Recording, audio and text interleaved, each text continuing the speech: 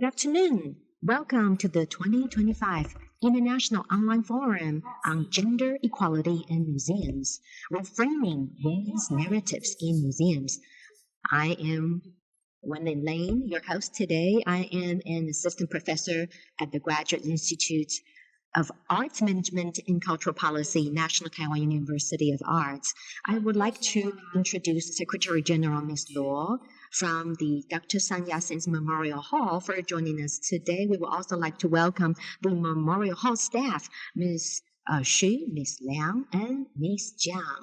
And for today's keynote presentations, we are very honored to have invited Maria Anker and Lorian Vanderwerf, co-chairs of the Women of the Rijksmuseum project at the Rijksmuseum in the Netherlands. We're also pleased to be joined by Vivian Wen-Ling, co-founder of Voices of Women Media.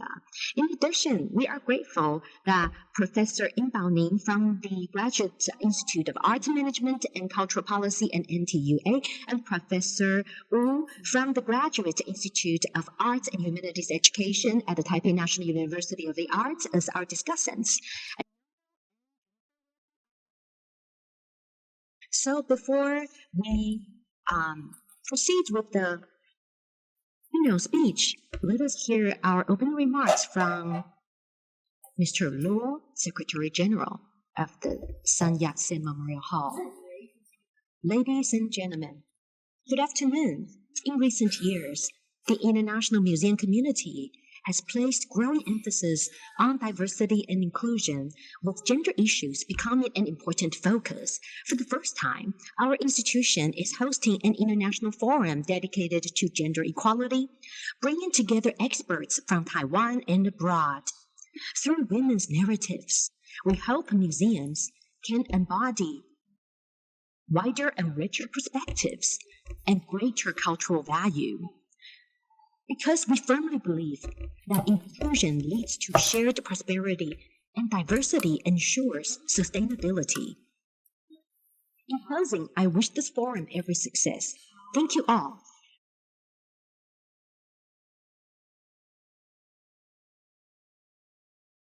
Now, I would like to invite Ms. Xu, Ms. Liang, and Ms. Jiang from the Yat-sen Memorial Hall to share their case study and experiences on promoting gender equality in the museum context. Let's welcome them. Can you all hear me? Good day, everyone. I'm Chen Xu from the National Dr. Yat-sen Memorial Hall. It's a pleasure to have the opportunity to share some of our recent efforts in advancing gender equality within the museum. To begin, I would like to invite you to watch a short video.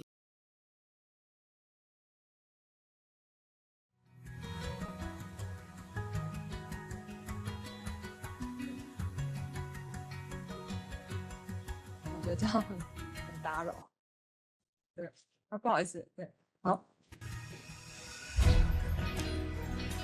工作家庭智能21。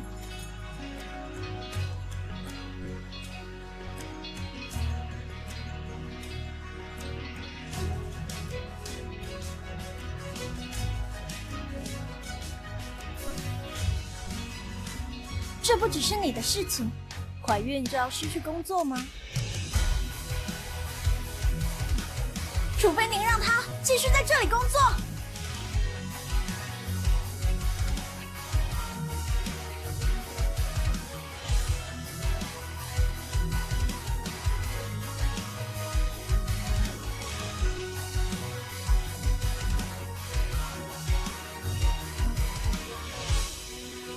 晋级吧，花样正义！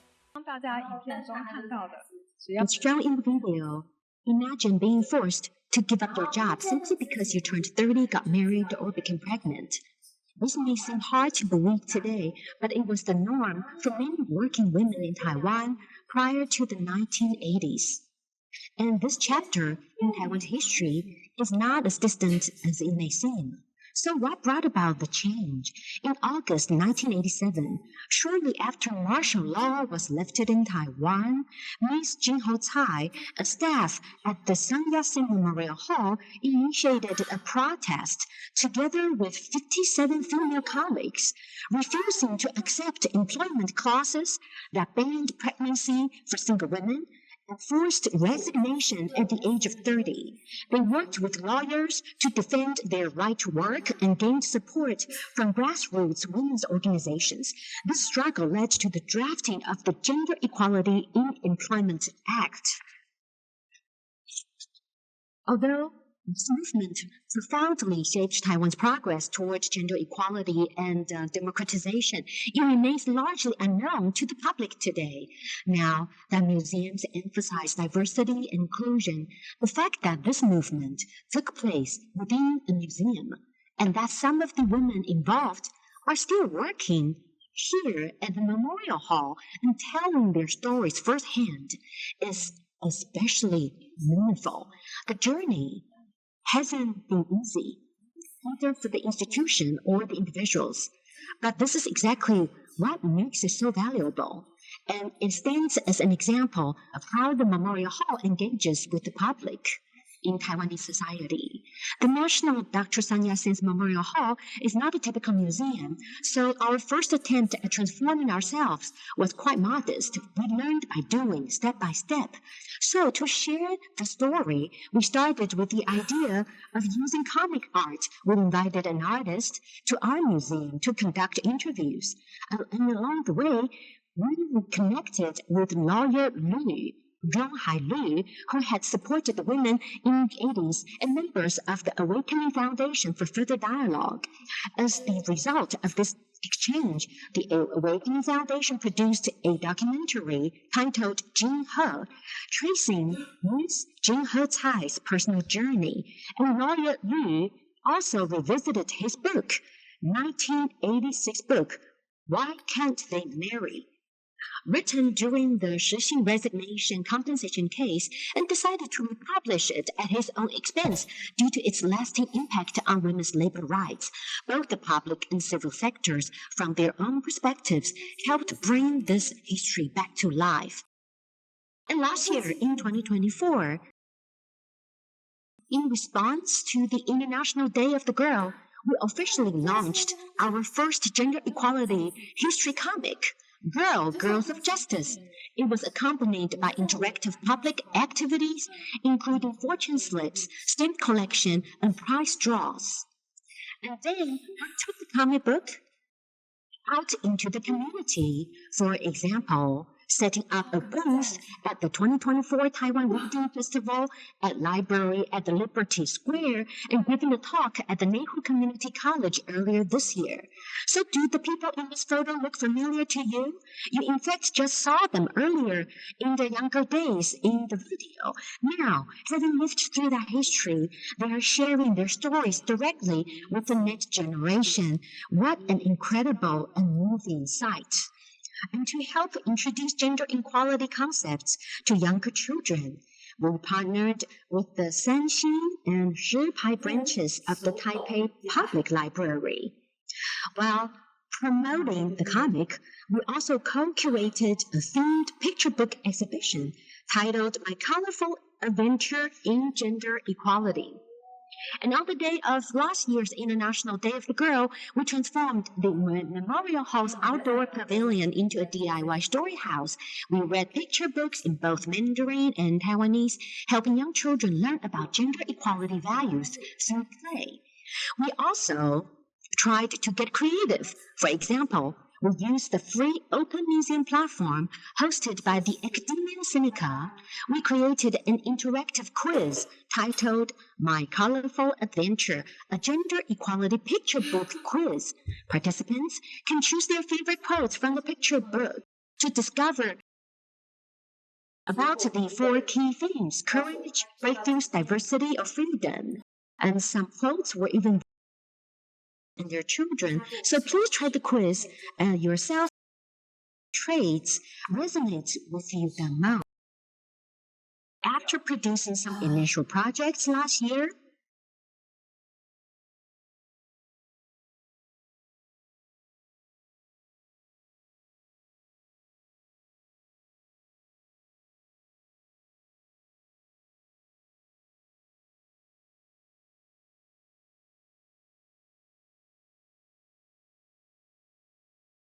Topics included the role of female artists in Taiwan's comics industry, and the book that we talked about, the launch of the reissued book, Why Can't They Marry?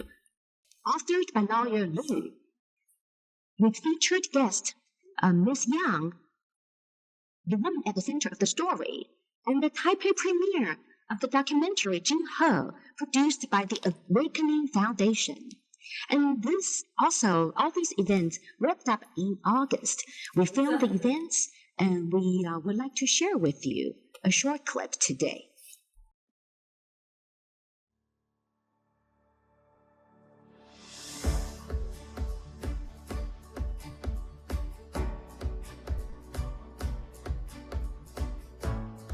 了解这些故事，让我们更能珍惜我们当下拥有的权利。期盼今天的座谈会，让性别平权与公共议题的对话滋养台湾的文化土壤，成为我们携手前进的力量。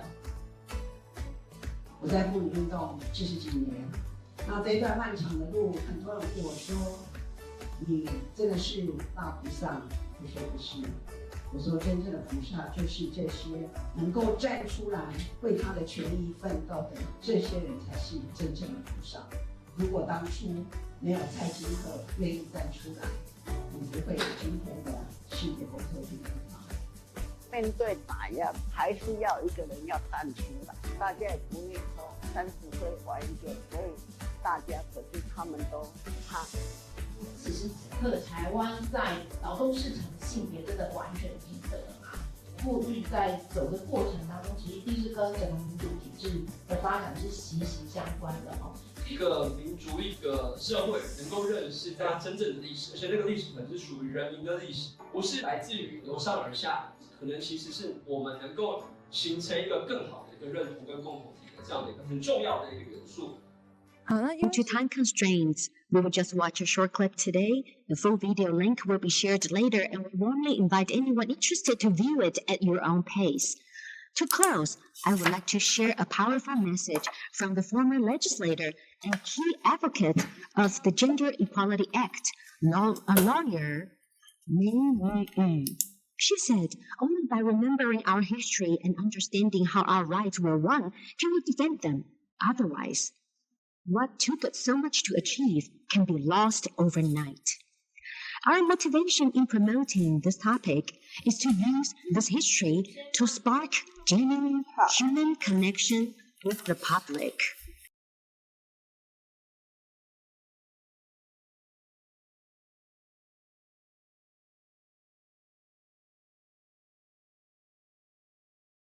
Gender issues affect all of us.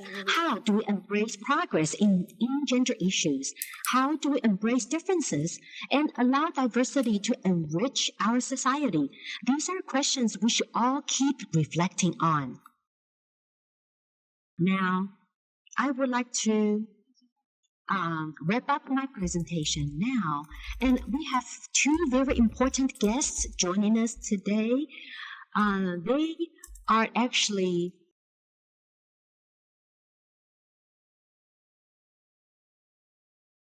Ms. Yan-Mei Zhang, and I would like to invite Ms. Liang to share with us her personal experience.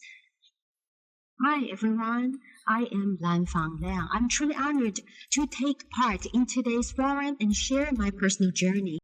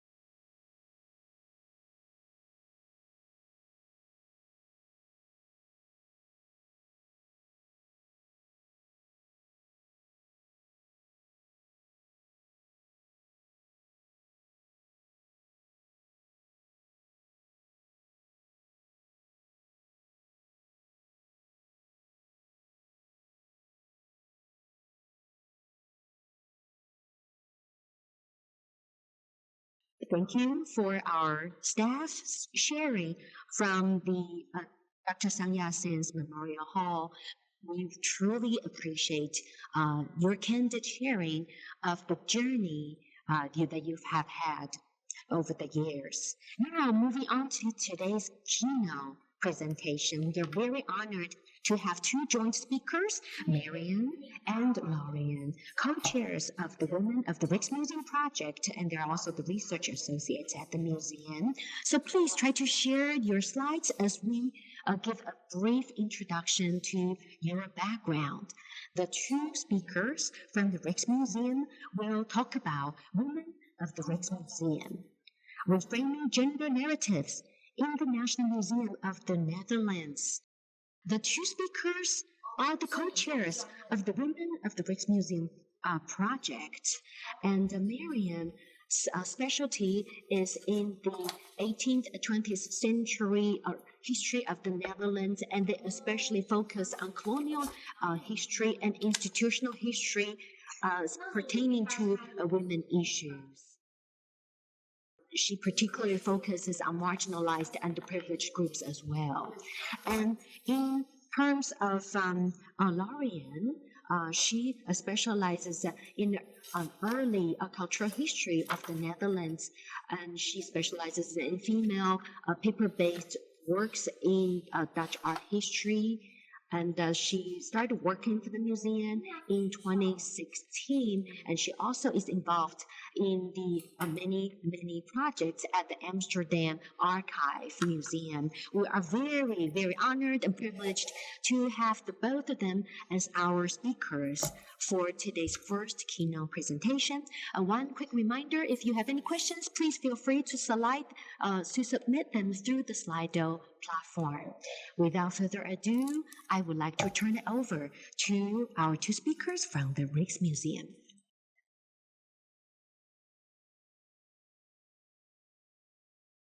Thank you very much for this lovely introduction, and good morning from Amsterdam. We're extremely honored to speak from the Netherlands to this engaged group of museum professionals and gender experts in Taiwan. So, as already said, we're Lorien and Marion, and jointly we chair the interdisciplinary research project Women of the Rijksmuseum. We truly feel connected to the gender equality mission of the Dr. Yat-sen Memorial Hall. In the same spirit, our Women of the Rijksmuseum project is dedicated to highlighting the impact of women on art and history through our museum's collection and in our galleries. It is very inspiring to see institutions and professionals all over the world embracing shared values on gender equality. Today, we'll share our project with you and explain what we do, illustrating our practices with concrete examples. So, before we tell you more about our project, it might be helpful to provide you with some background on the Rijksmuseum itself. The Rijksmuseum is the National Museum of Art and History in the Netherlands, housed in this building you see here on screen since 1885.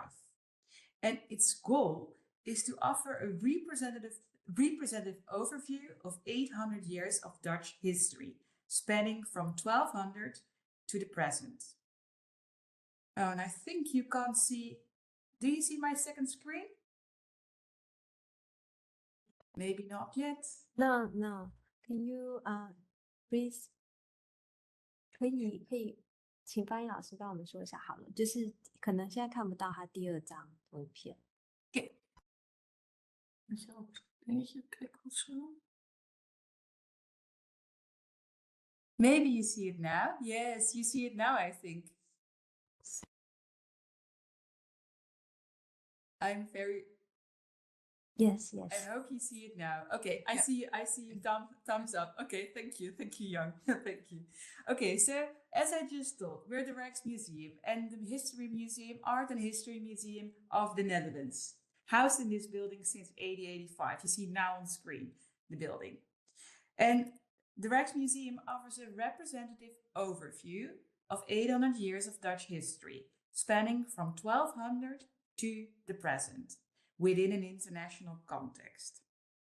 And at the same time, the museum's mission is to continually reflect on our collection and our history and incorporate fresh perspectives and seek relevance for a broad, contemporary, national and international audience. And our extensive collection is over 1 million objects, of which approximately 8,000 are on display at the moment. And this collection is very diverse. It consists of Western art from the Middle Ages to the present and includes works on papers, paintings, sculptures, costumes, jewelry, applied arts, and other historical objects. And we have also a substantial gallery dedicated to Asian art, called the Asian Pavilion. Despite this wide scope, the Rijksmuseum is best known for its 7th century Dutch paintings. The finest selection of these works is displayed in our Gallery of Honor, the most well-known and perhaps the most beloved space in our museum. If you ever have the chance to visit the Rijksmuseum, you'll probably be able to enjoy, among many other ones, masterpieces you might already recognize, like the Nightwatch by Rembrandt van Rijn, the Milkmaid by Johannes Vermeer, and of course beautiful still lifes like this one by Floris Glaes van Dijk. But back to our main subject.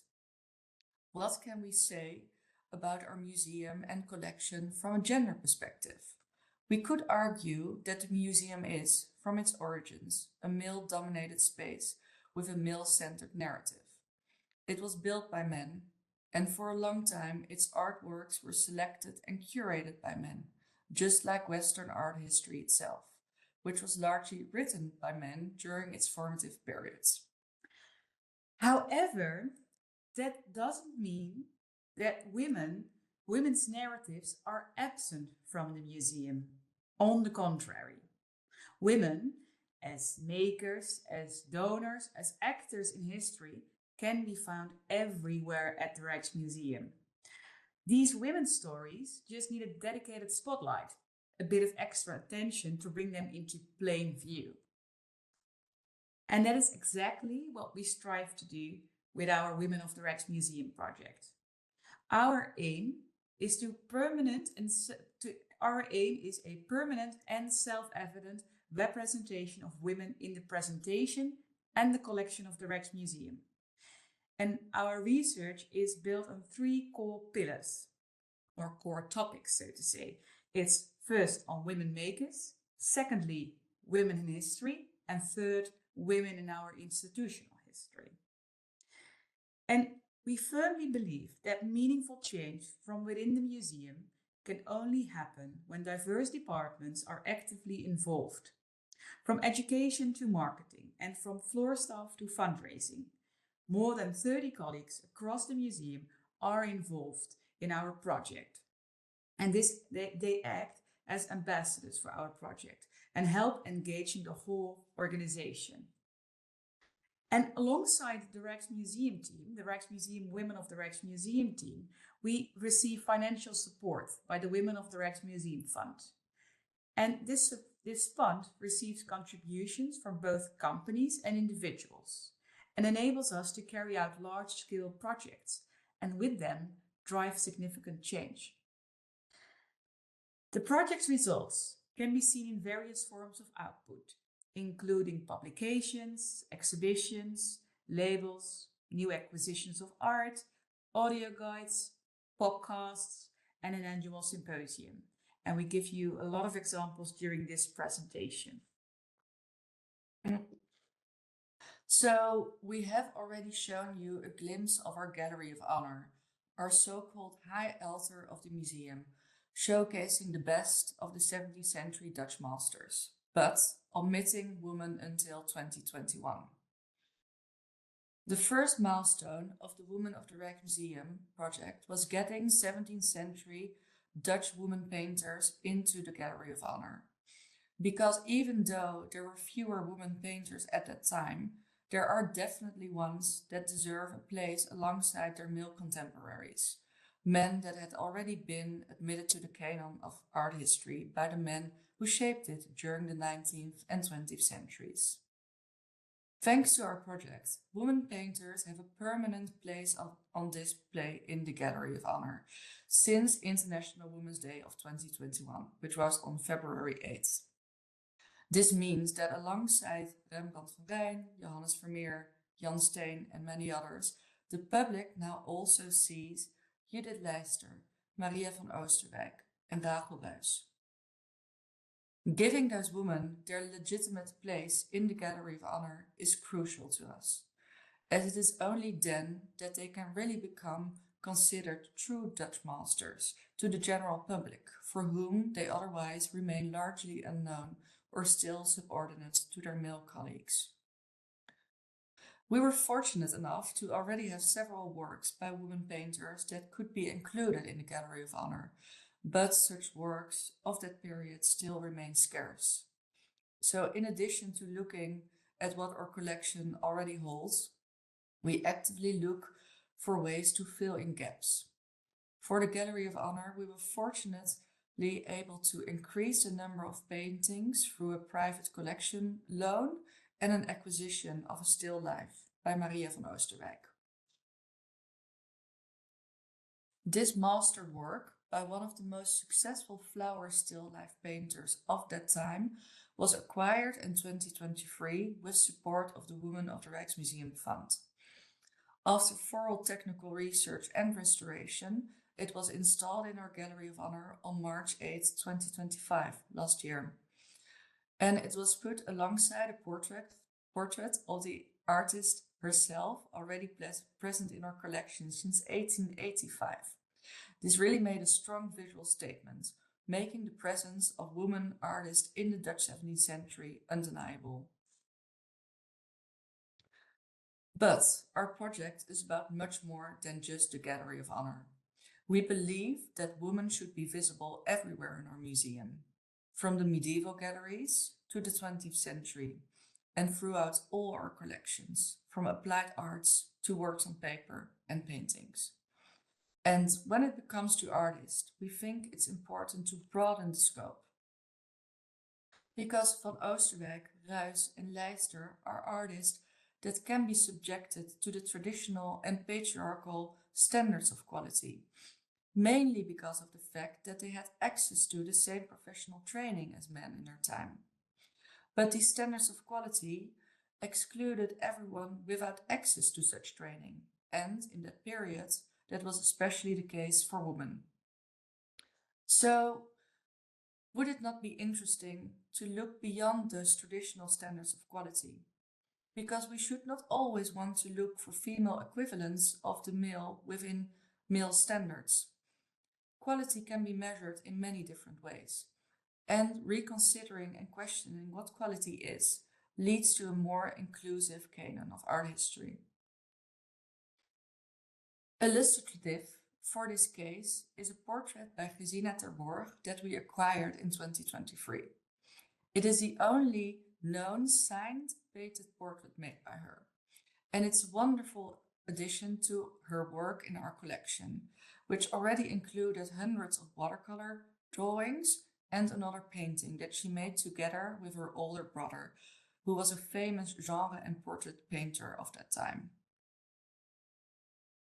Critics, comparing the painting by Gesina to the work of her brother, have dismissed it as of a lesser quality and therefore uninteresting and unworthy of the Rijksmuseum.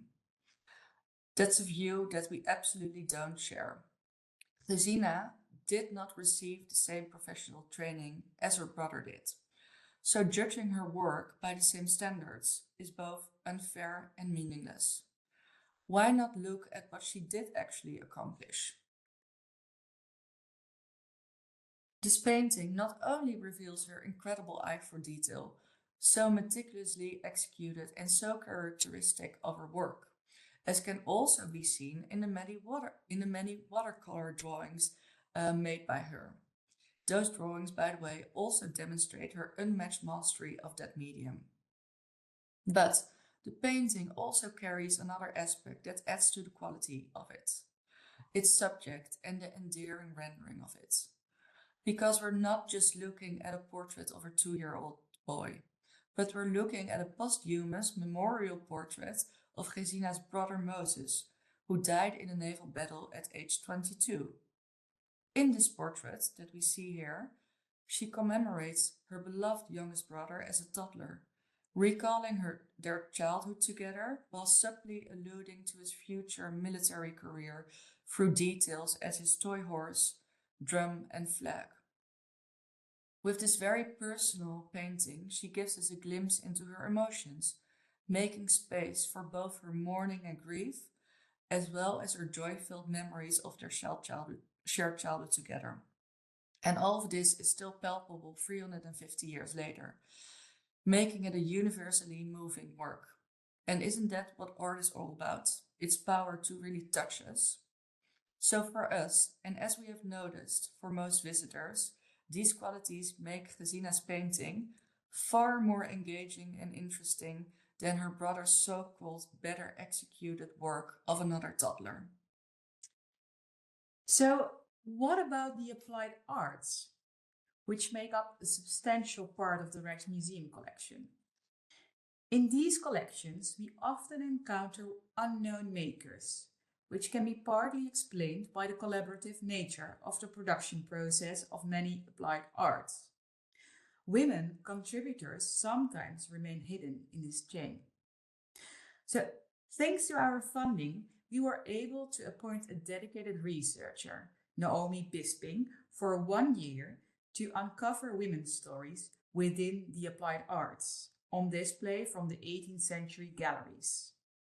Her research revealed a rich variety of new stories in all layers of the production chain, including women as makers and as commissioners or patrons. So for today, we want to highlight one example in which we find the involvement of women particularly fascinating.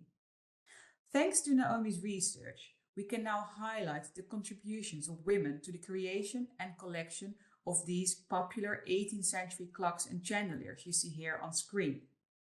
The porcelain flowers used in these decorative objects were crafted in an all-female workshop at the French Vincennes porcelain manufactory.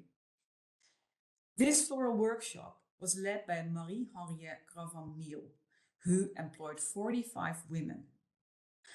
Under her direction, the workshop flourished, and her porcelain flowers were in high demand for the use in pendules, candelabra, and statues. Madame de Pompadour, a prominent figure in French court, was the factory's most important client and played a key role in popularizing these objects from across Europe. Around 1750, at the height of the porcelain flower production, Gravenmille's atelier made up half of the factory's entire staff, while generating 80% of its total revenue. So all this information had not been previously documented, neither in our internal records nor on the gallery text labels. In total, Naomi's research resulted in 70 new gallery labels for the 18th century galleries, in a well-documented information in our internal records, an online entry, such as you see here. This is just one example of them. And there was an article in a Dutch magazine written about this research. So the outcomes of the research allows us to highlight a gender perspective on the applied arts in our collection, not only by adding new names to the production chain, but also by moving beyond the genius maker and towards a more collaborative form of creation. And with this, we are opening up space to recognize the role of women in this process. So, as briefly mentioned before, the Rijksmuseum is not just an art museum. It is the National Museum of Art and History. Therefore, it is also of great importance to us to rethink our historical narrative within the museum. And when it comes to women depicted on art in our galleries, the question isn't whether they are present, because they are everywhere in our museum, but the question is whether they are being noticed and how they are presented and described. All too often, they were hidden in plain sight, and their roles were misinterpreted or neglected over time, leaving them as passive actors. Over the past few years, we have done a lot to make these women more visible, especially through research and by updating text labels. So let's look at some examples together. Okay, let's begin with an example that shows how women in our museum can be both omnipresent and yet hidden in plain sight. In this painting, which is occasionally on view in our Gallery of Honor, we see a tailor's workshop in the 17th century. 4 figures are shown in a Dutch interior. And as you can see on the old text label on the screen, until last year, it only informed the visitors about the tailor's craft and about the presence and role of paintings in everyday Dutch households. But remarkably, as you can see on this slide, the woman who is wearing outerwear and is so prominently present in the scene was not mentioned at all. So what happens if we do include her? Here is the new label. I will read it out loud. A woman runs errands at the with a market bucket on her arm. Inside the tailor's workshop, she deliberates over a coat. The tailors are seated on a raised platform to make the most out of the daylight. A hank of thread hangs on the ready above the table. Hanging on the wall is a river landscape, dispelling the notion that only affluent individuals could afford to have paintings in their homes in the 17th century. So, as you can hopefully see, the woman becomes a natural part of the story, and by starting the label with her, she invites us into the workshop and leads us through the painting. The next example is one of my favorite ones. On this painting, we see 3 people in front of a 17th century Dutch bakery. For today, you may ignore the boy on the right. He is felt to be the son of the painter. So what remains are the man and the woman. The woman was mentioned in the old title, but not on equal terms with her husband, as she was referred to as the wife of, giving her a very passive role. But let's have a closer look. What are they actually doing? The man is showing us a freshly baked loaf of bread, referring to his craft. He is the one who bakes the bread. And the woman is holding a bread and actually presenting it to us. She's presenting us her wares. This tells us that they ran the bakery together. He was responsible for the production, while she took care of the sales. For the 17th century viewer, this was an obvious fact. In Dutch society at the time, it was very common for women to work, and in family businesses like this one, women usually ran the shop. But for our modern eyes and our curatorial procedures, this fact was not self-evident anymore.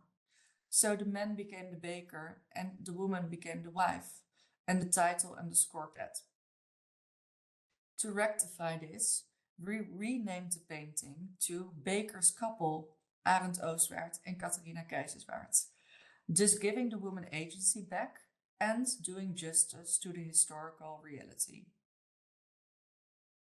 Catharina Keizerswaard, the baker's wife, or now part of the baker's couple, is not the only woman who was reduced to a wife of. In fact, many women in Western museums have long been or still are. To tackle this issue in our museum, we revisited titles and labels in our galleries and organized a course for students in collaboration with the University of Amsterdam in 2023. It was titled The Wife of, and each student was assigned a portrait of a woman who was labeled as a wife of. And each student was asked to research what could be uncovered about her. And, as it turned out, there was a story to tell for every woman. Each one of them was much more than just a wife of.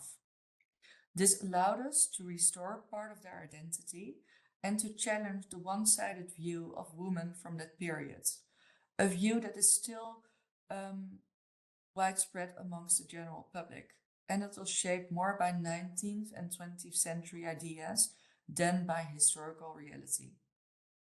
The information gathered by the students was used for new text labels, and a few cases were made into videos, like the one we're about to show you, which was investigated by our former intern Lot Bouwman. I will now start the video.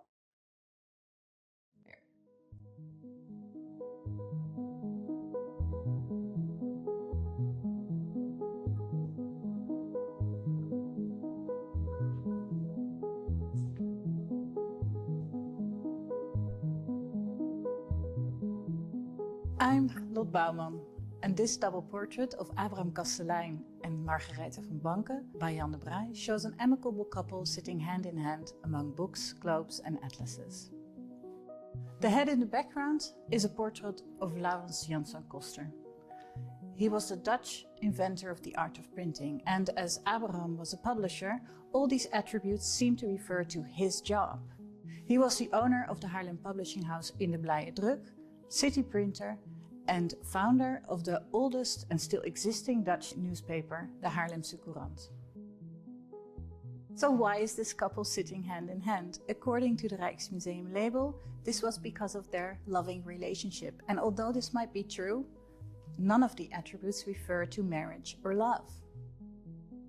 So what was Margarethe van Banken's role in all this? A lot of information about her was readily available. For instance, we know that after Abraham's death, she successfully took over the business. So she must have been very familiar with the ins and outs of running the place. And moreover, a year later she remarried, but stipulated that the business and newspaper remained in her name. She continued to use the name of her late husband and her own name as Stadsdrukster of Haarlem, all to keep the business a family company. So just like her first husband, she was a savvy businesswoman who wasn't afraid to take drastic measures to get her way. In 1692, she stood her ground when the city council was to impose a doubling of taxes on newspapers. She thought the tax to be absurd, and she even threatened to close her business. The burgomasters caved. They didn't dare to lose the income of such a popular paper. This story teaches us that it wasn't unusual for women to take care of the administrative and financial aspects of a business. It turns out that more female family members played a role at the printing firm over the decades. Earlier, Van Banken's mother-in-law took over when her husband died, until her sons could continue the business. After Margarethe van Banken died, her son Gerard Kastelein took over, and when he died, his widow, Anna-Maria Kolterman, took legal ownership of the company. Looking again at the painting, it is now clear why the couple is sitting hand in hand among attributes of the printing business. It wasn't just a love affair, it was a family affair, where men and women played their equal parts.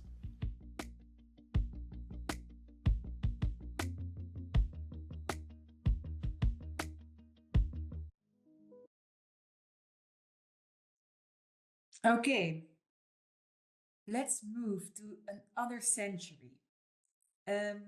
Because we like to introduce another example of how we aim to write women rightfully back into history. This painting you see here on screen is made around 1900 by the Dutch artist Simon Maris, and it shows a girl or young woman seated in a chair. She wears a costume that appears slightly too large and somewhat old-fashioned for the period. She holds a fan, and her back is reflected in a mirror behind her. The painting has been part of the Rijksmuseum collection for over a century. For decades, the girl's identity remained unknown, and the painting was titled using terms we now recognize as offensive, including from the 1970 onwards, the use of the N-word. Just before the start of the project, Our intern Lisa Lambrechts dived into the archives to find more information on the girl. Could she be traced? Could she be identified?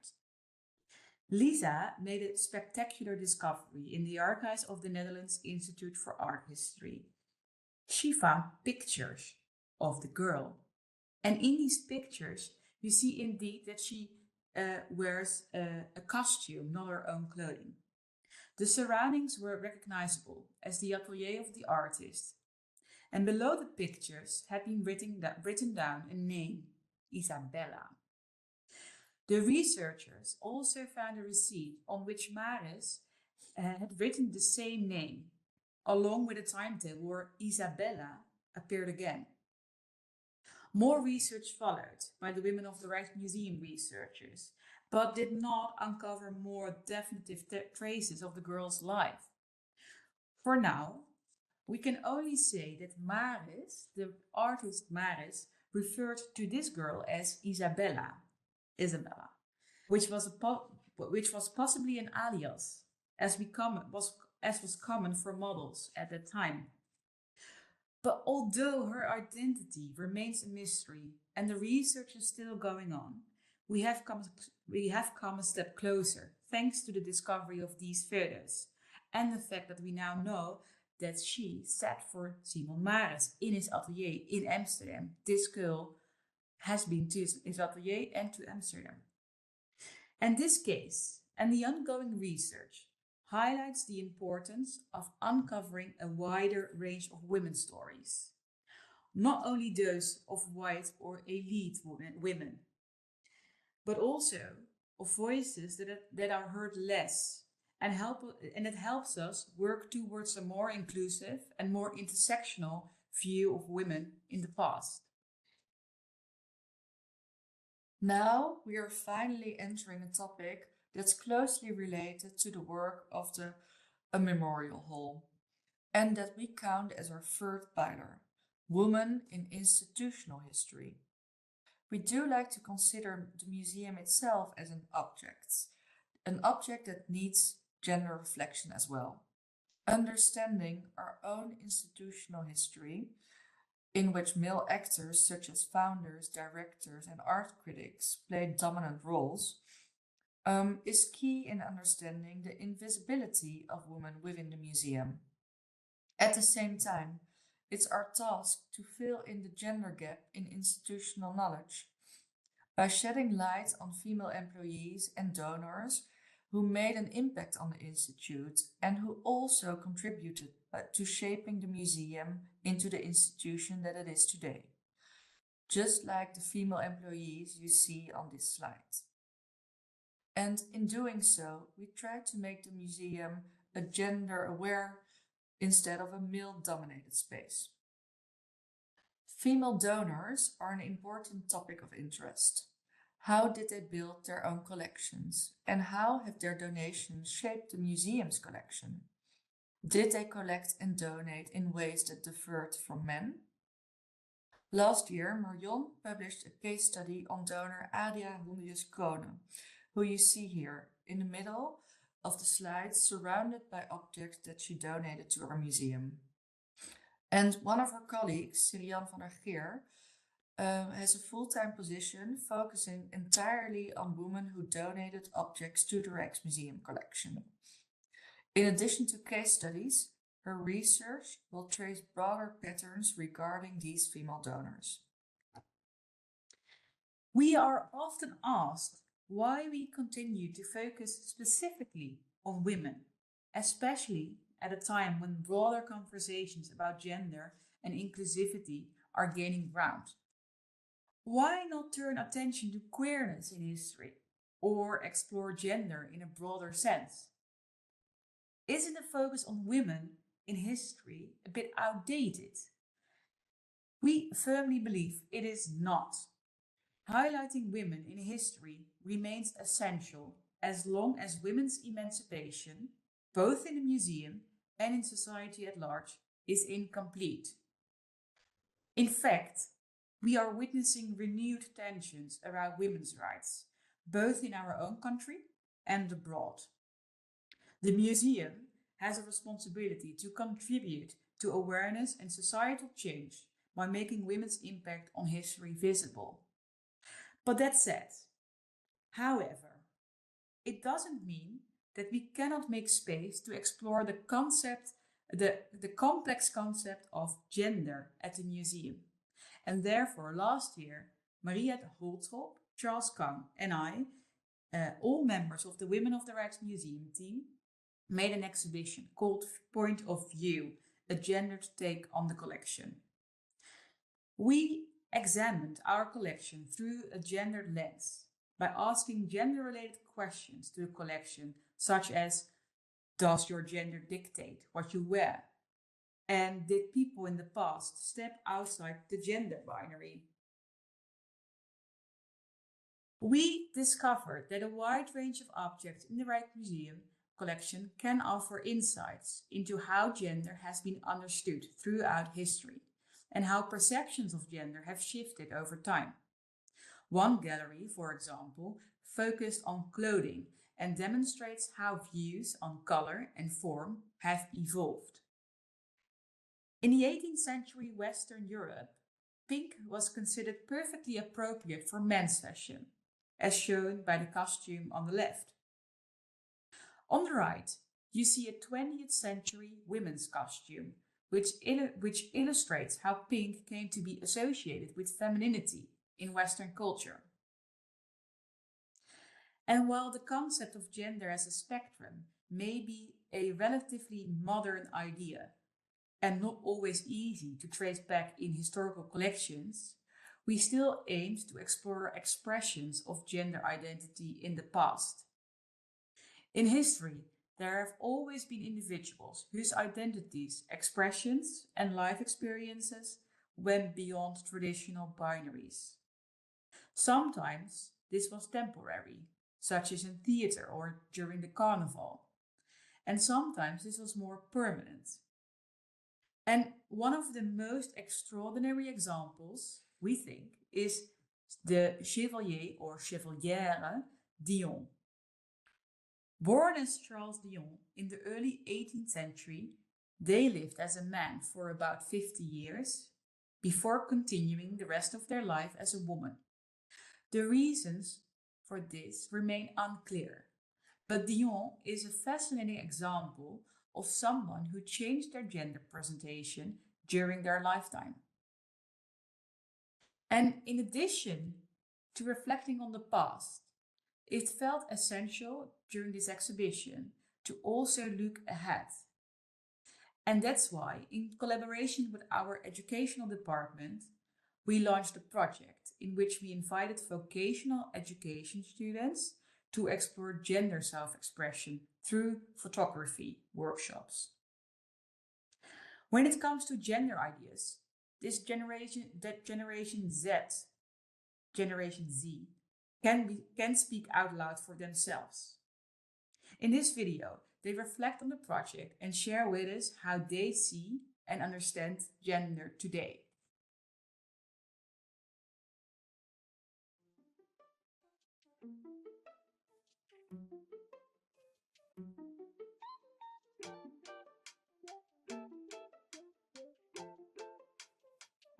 Samen met 10 mbo-studenten hebben we de afgelopen maanden gewerkt aan een fototentoonstelling over genderidentiteit voor de Point of View Take School Takeover.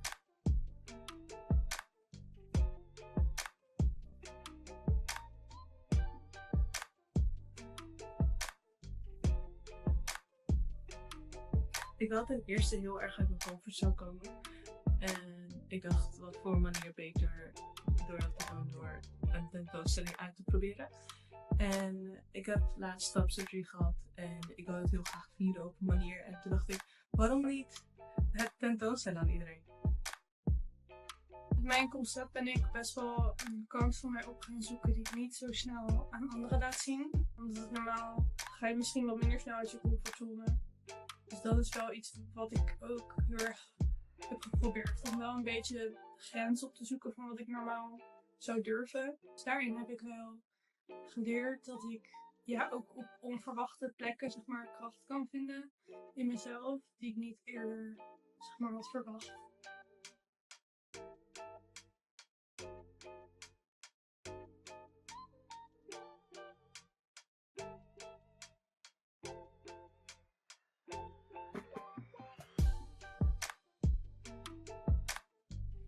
Het was heel erg spannend. Ook gewoon dat het de eerste keer is dat ik een corset in mijn leven aandeed. De eerste keer sinds dat ik niet meer klein ben, dat ik de hakken van mijn moeder aandoe. Dat ik nu zelf hakken heb gekocht en die dan aandeed.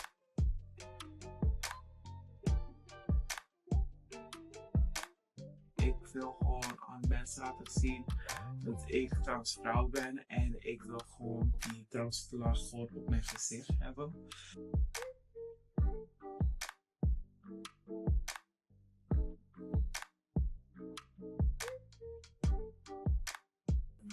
Je eigen gender ontdekken is heel leuk. En is heel bevrijdend. En het is net zo normaal eigenlijk als leren wat voor eten je lekker vindt. En wat je favoriete seizoen is. En wat voor kleding je het liefst aan hebt.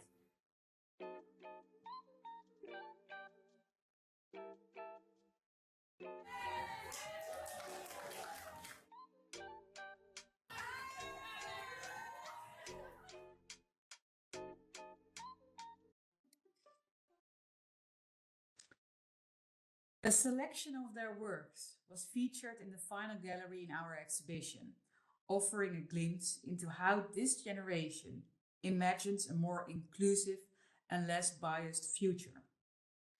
Their photographs have since become part of the Rijksmuseum's permanent collection. That underscores our view that gender and women-related topics should not be confined to temporary exhibitions, but be embedded within the museum's permanent narrative. Our annual conference is also a place to broaden up gender questions.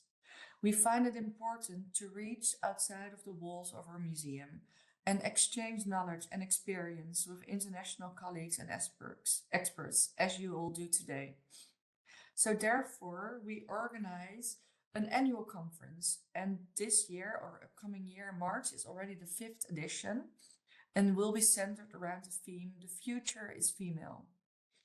You're of course all invited, and it will also be possible to join online. So, it's time for some conclusions. Our mission is fair and equal representation, making women's presence in art and history visible and embedding the female narrative in our DNA. We aim for a lasting impact in the museum, not just another passing wave. And we strive to make this female presence sustainably visible and, above all, self-evident. But we are not yet there, we think. Shifting the perspective is a constant effort and, as already mentioned, highlighting women in history remains essential as long as women's emancipation, both in the museum and in society at large, is incomplete. The museum has a responsibility for this, a responsibility to contribute to awareness and societal change by making women's impact on history visible. Let's hope for a future in which we, as gender-aware institutions, can help and inspire each other in the way forward. Thank you very much.